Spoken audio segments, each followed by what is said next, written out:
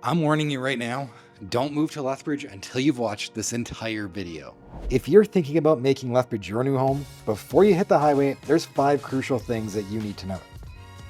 From its unique weather quirks to those hidden gems that make Lethbridge special, I'm going to help you avoid common pitfalls and show you why Lethbridge might just be the place for you. Now, whether you're like the other 1 million Canadians expected to move to Alberta within the next 5 years, or you're planning on relocating from other areas of Alberta, these tips are going to make your transition way smoother. The number one thing that you need to be aware of is the wind.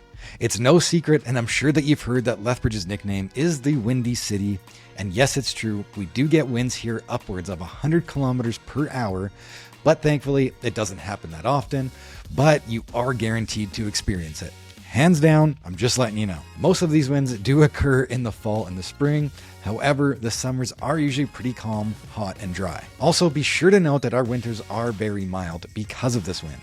The Chinook winds come in during those winter months and can change the weather overnight from being -10 all the way to +10 the very next day. Now, what's one of Lethbridge's best kept secrets? It's super affordable compared to other cities in Alberta and in Canada. Now, I say this is a secret because if you actually Google most affordable cities in Canada, we rarely come up on any of these lists, and even though we are cheaper than most of these cities on those lists, I do think that Lethbridge does get overlooked. Now, just take Calgary for example. Lethbridge is almost half the price of Calgary and it's even cheaper than Edmonton, yet we don't fall on any of those big lists across the country, and some of these other cities actually do. This is for you outdoor lovers out there.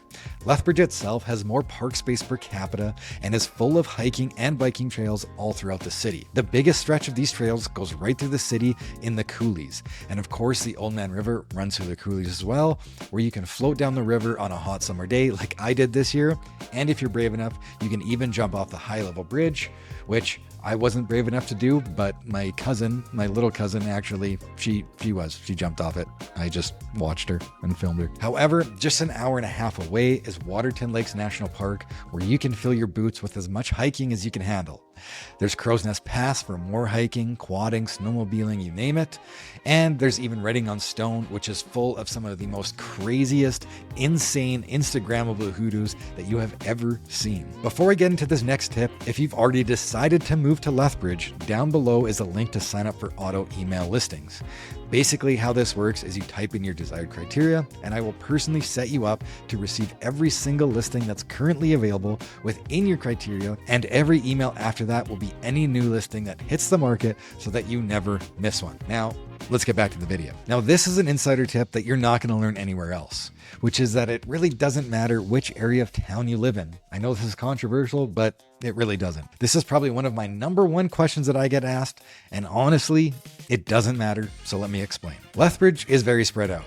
We have more park space per capita, like I mentioned, and it does require some driving. So as long as you have access to a car, it really doesn't matter where you live. To me and my wife, we both have access to a car, and we could live in any area of the city. And although the city is very spread out, the commute times are still very low.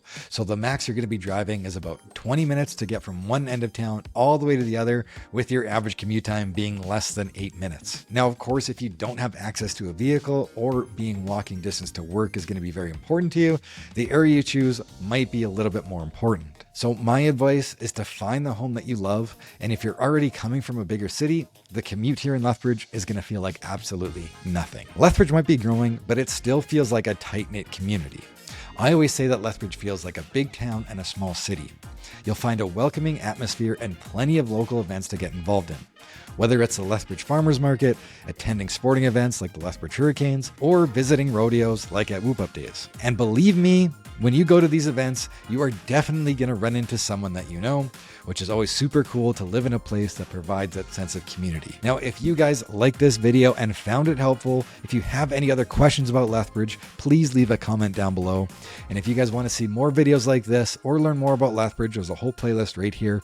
And if you guys never want to miss another video, then just hit that subscribe button right here. Okay, thanks. Thank you. Talk to you later. Okay, bye.